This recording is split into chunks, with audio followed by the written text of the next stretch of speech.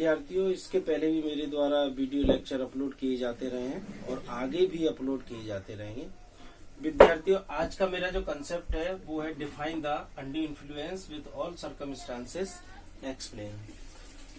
यानी कि आज हम ये समझेंगे कि अनड्यू इन्फ्लुएंस किसे कहते हैं और इसके आवश्यक तत्व क्या हैं। यानी कि असभ्यक असर को समझाते हुए उसके आवश्यक तत्वों को बताइए। ठीक। नंबर 1, अगर हम असभ्यक असर को समझते हैं तो सबसे पहले हमें ये समझना चाहिए कि असभ्यक असर कहां से आया। ठीक, असभ्यक असर कहां से आया, इसको समझने के लिए हमें देखना पड़ेंगे ये सारे पॉइंट। 1, 2, डेफिनेशन क्या है, एलिमेंट्स क्या है और एलिमेंट्स कितने हैं।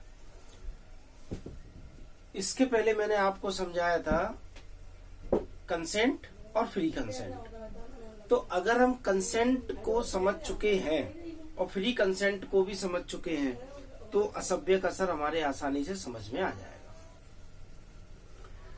कहने का तात्पर्य है विद्यार्थी कि जैसा कि मैंने बताया था, according to section 14 in Indian contract act 1872 कि when 2 or more than person are said to consent when they upon the same thing in a same sense without coercion, undue influence, misrepresentation, fraud and mistake।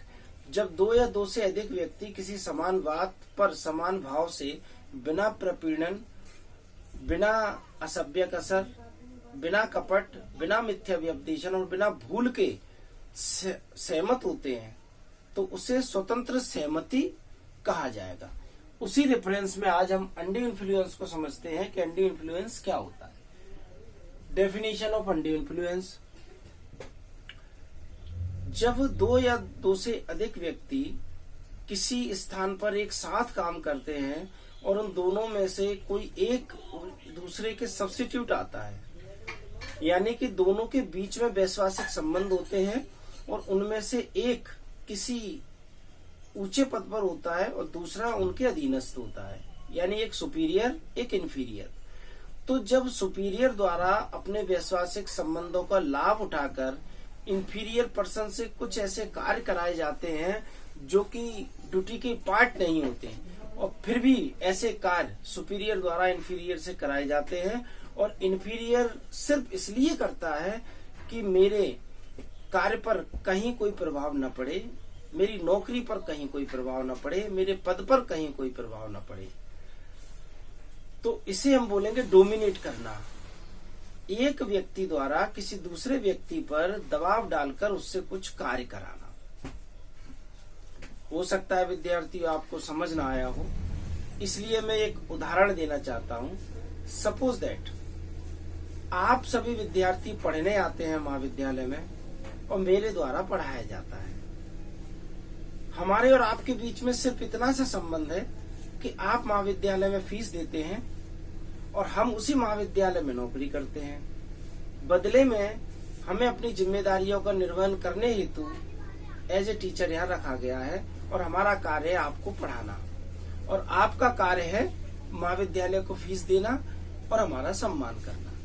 लेकिन बदले में अगर मैं आपसे ये कहता हूँ कि आप कॉलेज से घर जाते समय कुछ सामान जो मैं आपको दे रहा हूं उसे मेरे घर देते हुए निकल जाएं, तो क्या यह मेरा अधिकार है? नहीं। क्या आपकी जिम्मेदारी है कि आप मेरी बात माने और मेरा कार्य करें? नहीं। लेकिन फिर भी आप मेरा कार्य करते हैं। और क्यों? इसलिए कि अगर हमने सर का कार्य नहीं किया तो ऐसा न हो कि सर जब वाइवा में नंबर दें और हमें नंबर कम दें। It is a dominate. ऐसी स्थिति कई स्थानों पर मिलती है। ऐसे संबंध विद्यार्थी और टीचर्स के बीच हो सकते हैं।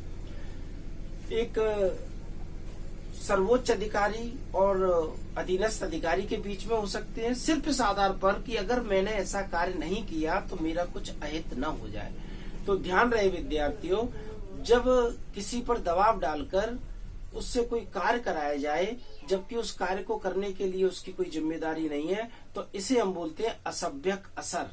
जैसा कि नाम से ही जाहिर है, अब शायद आपको समझ में आ गया होगा, असभ्यक असर डालना यानी कि दबाव डालना। ठीक, इसे इंडियन कॉन्ट्रैक्ट एक्ट में अकॉर्डिंग टू सेक्शन 16 डिफाइन किया गया है, आप पढ़ सकते हैं। एलिमेंट्स, 2 पर्सन और 2 पार्टीज, या तो 2 व्यक्ति या 2 पक्षकारों का होना। 1 person in the position of dominate to, एक व्यक्ति का दबाव डालने की स्थिति में होना। अनफेयर बेनिफिट, अनुचित लाभ प्राप्त करना। यूज द पोजीशन, अपने पद का उपयोग करना। ऑस्टेंसिव अथॉरिटी, दृश्यमान प्राधिकारी होना। सबसिस्टिंग रिलेशन, दोनों के बीच में वैश्वासिक संबंध होना। नंबर फर्स्ट, 2 पर्सन और 2 पार्टीज। असभ्यक असर के लिए 2 व्यक्तियों का होना अत्यंत आवश्यक है, या हम कह सकते हैं कि 2 पक्षकारों का होना आवश्यक है, जिसमें एक के द्वारा असभ्यक असर डाला जाता है और दूसरे व्यक्ति द्वारा उस असभ्यक असर के तहत कुछ कार्य किया जाता है। 1 person in the position dominate to, वे व्यक्ति जो दोनों ही वैश्वासिक संबंधों से जुड़े हुए हैं, उन दोनों में से किसी एक का इस अवस्था में होना अत्यंत आवश्यक है कि वो है किसी दूसरे पर दबाव डालकर, असभ्यक असर डालकर उससे कोई कार्य करा सके। 3, अनफेयर बेनिफिट, अनुचित लाभ। अनुचित लाभ कमाने से तात्पर्य जब एक व्यक्ति किसी दूसरे व्यक्ति से कोई कार्य कराने का अधिकार नहीं रखता है, फिर भी वह दबाव डालकर वैश्वासिक संबंधों के आधार पर उससे कोई कार्य कराता है, तो इससे उसे अनुचित लाभ प्राप्त होगा। ऑस्टेंसिव अथॉरिटी,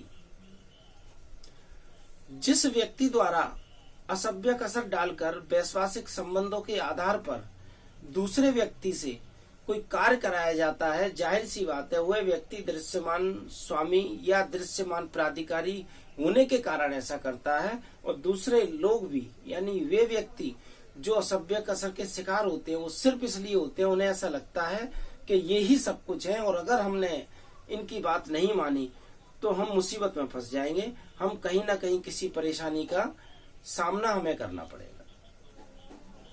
सबसिस्टिंग रिलेशन, दोनों ही व्यक्तियों के बीच में सबसिस्टिंग रिलेशन होना चाहिए, वैश्वासिक संबंध होना चाहिए, और उसी विश्वास का लाभ एक व्यक्ति द्वारा उठाया जाता है और दूसरा व्यक्ति उस विश्वास का शिकार होता है। विद्यार्थियों, कहने का तात्पर्य है, आज के वीडियो लेक्चर में मेरे द्वारा ये समझाया गया कि भारतीय संविधान अधिनियम 1872 की धारा 16 अगर आप पढ़ते हैं तो उसमें साफ स्पष्ट बताया है कि जब 2 लोग आपस में किसी वैश्वासिक संबंध से जुड़े होते हैं तो ऐसी स्थिति में एक सुपीरियर व्यक्ति द्वारा इंफीरियर का, या ऐसे 2 लोग जो सुपीरियर इंफीरियर का कोई संबंध नहीं है लेकिन संबंध इतना है कि एक व्यक्ति दूसरे व्यक्ति पर दबाव डाल सकता है, तो इस तरह एक व्यक्ति दूसरे व्यक्ति पर दबाव डालकर जो कार्य कराते हैं उस कार्य को असभ्यक असर द्वारा कराया हुआ कार्य कहा जाता है।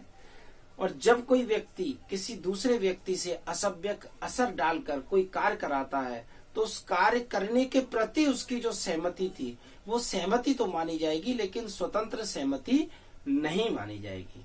विद्यार्थियों, आज का मेरा वीडियो लेक्चर यहीं समाप्त होता है और आगे भी आपको मेरे वीडियो लेक्चर अपलोड किए जाते रहेंगे और आपको मिलते रहेंगे। धन्यवाद।